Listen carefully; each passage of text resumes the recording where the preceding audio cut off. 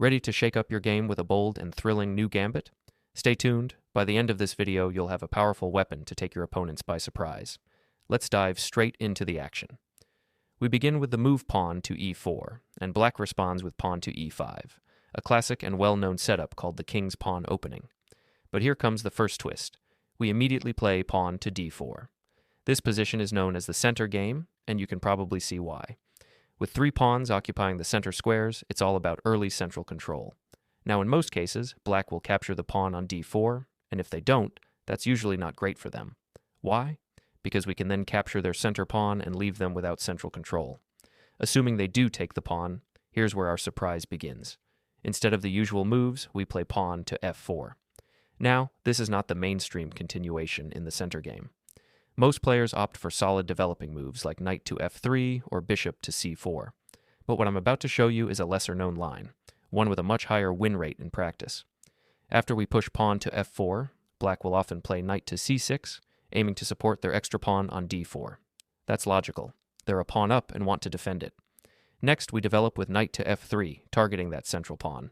Black will usually bring out bishop to c5, reinforcing the pawn once again. At this point, it's clear we're probably not going to win that pawn back easily. It's defended well by both the bishop and the knight, and we don't have an immediate or strong way to pressure it further. But don't worry, this setup leads to a dynamic and aggressive game where we're just getting started. So here's what we're going to do. We're going to stop worrying about that central pawn for now and simply continue developing. We play bishop to d3.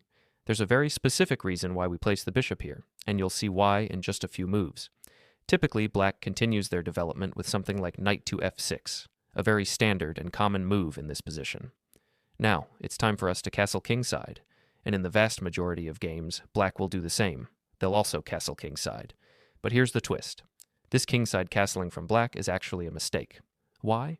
Because now we play pawn to a5, and here's where the placement of our bishop on d3 pays off. The bishop is now directly eyeing h7, setting up a powerful tactical shot. What often happens next is black brings their knight into the center with knight to d5, thinking it's a strong move.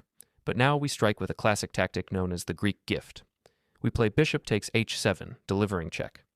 At this point, black doesn't have many good choices.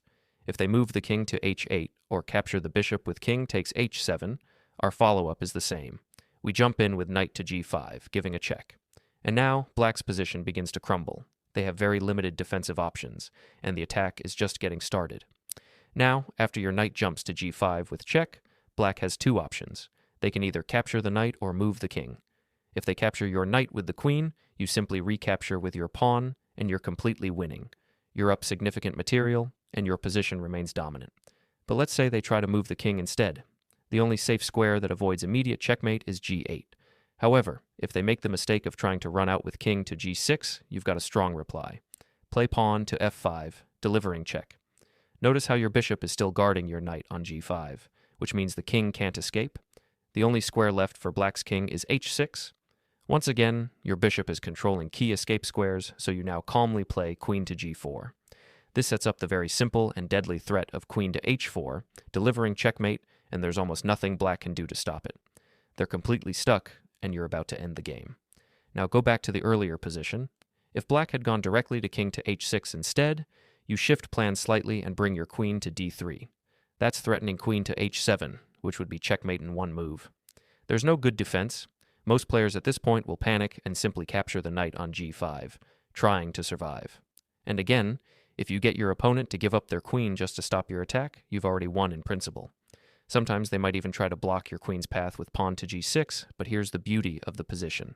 You swing your queen to h3, give a check, and after the king moves, it's all over. Queen to h7 is checkmate.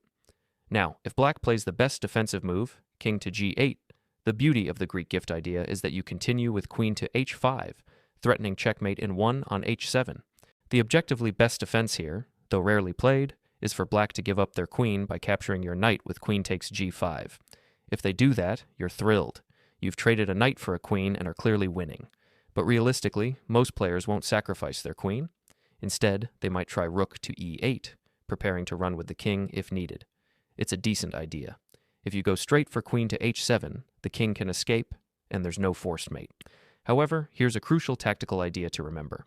Since the rook moved, the pawn on f7 is now undefended, So instead of queen to h7, you strike with queen takes f7, forcing king to h8. From there, the rest is a forced dance. Queen to h5 check, forcing king to g8, queen to h7 check, forcing king to f8, queen to h8 check, forcing king to e7, and finally queen to g7, checkmate. Because the f7 pawn was taken earlier, there's no longer anything blocking the final blow.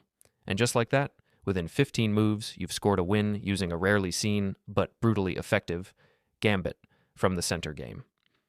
Let's rewind a bit to an important alternative line. After knight to c6 and knight to f3, most players go for the main line with bishop to c5, but not everyone follows that path. Some try to get clever and play bishop to b4, giving a check. Here, you need to be careful not to misstep, but there's a simple and solid reply. Just block the check with pawn to c3. Black will almost always capture the pawn, which actually works in your favor. It opens up the c3 square for your knight. Now, taking it further, many players will go ahead and trade their bishop for your knight on c3. Why?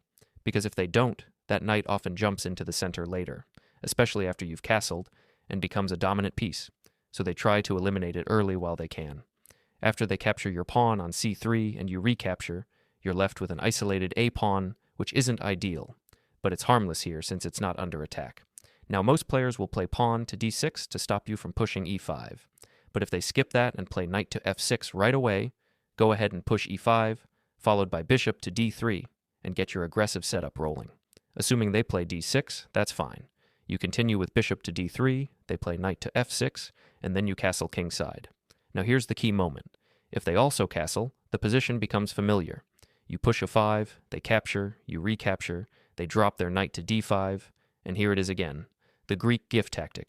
You sacrifice your bishop on h7 with check, they capture, and you follow with knight to g5. The same lethal idea plays out. Either they give up their queen or try to run, but the attack is crushing. To avoid this, instead of castling on move 9, a better idea for black is to play bishop to g4, applying pressure and disrupting your plans. But many don't, and that mistake leads straight into your trap. At this point, since your knight is pinned, you need to proceed carefully, but there's a strong move. Pawn to a5. This follows the familiar theme from earlier lines. Your bishop is on d3, and you're looking to break the center open with e5. Once you push e5, black will usually capture, and you recapture. From here, they typically either bring their knight to d5 or get greedy and capture the extra pawn. If they go knight to d5, you respond with bishop to c4, applying pressure. Now you have two attackers on that knight, and if black plays a natural move like knight to b6, it opens up a powerful tactic. You play bishop takes f7 check. If black declines to take back, you're simply up a pawn. But if they do capture with the king, then comes knight to g5, unleashing a discovered double check from your rook and knight. Since it's a double check, the king must move. If it retreats to e8, you win the bishop on b4 and enjoy a fantastic position. But if it goes to g8, a brilliant follow-up appears. Rook to f8 check. Now, if black captures the rook with their queen, you hit with queen to b3 check, and there's no escape. You're heading straight for checkmate. If the king captures the rook instead, you respond with queen to f1 check.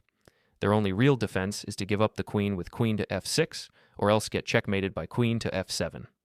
Either path leads to a winning attack. It's a beautiful tactical idea that often catches opponents off guard and ends the game quickly in your favor.